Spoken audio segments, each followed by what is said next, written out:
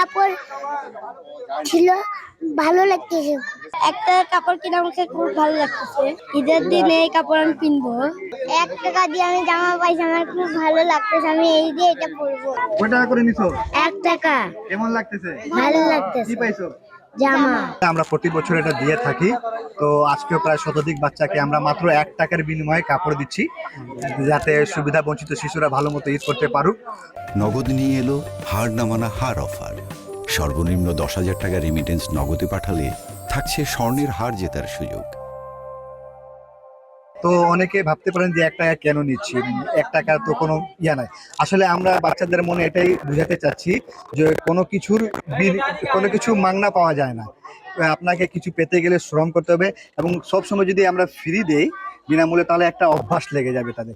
এজন্য আমরা নামে মাত্র শুধু 1 টাকা দিচ্ছি, এবং শতাধিক বাচ্চা এখানে আজকে ঈদের কাপড় নিয়ে যাচ্ছে, এবং এই ধারা আমাদেরকে চার রাত পর্যন্ত চলবে। আমরা প্রতি বছর 1 টাকা করে কাপড় দিয়ে থাকি, এবং ছোট বাচ্চাদেরকে কাপড় দিচ্ছি, বয়স্কদেরকেও কাপড় দিয়ে থাকি। শাড়ি, যেমন বয়স্করা আছে তাদের শাড়ি দেই, বয়স্ক চাচারা আছে তাদেরকে আমরা লুঙ্গি দিয়ে থাকি। এটা কার্যক্রম শুধু আমাদের একদিনেই না, এই কার্যক্রম আমাদের প্রতি বছর দিয়ে থাকি, এবং আজকে থেকে নিয়ে চার রাত পর্যন্ত আমাদের এই কার্যক্রমটা অব্যাহত থাকবে এবং চলবে।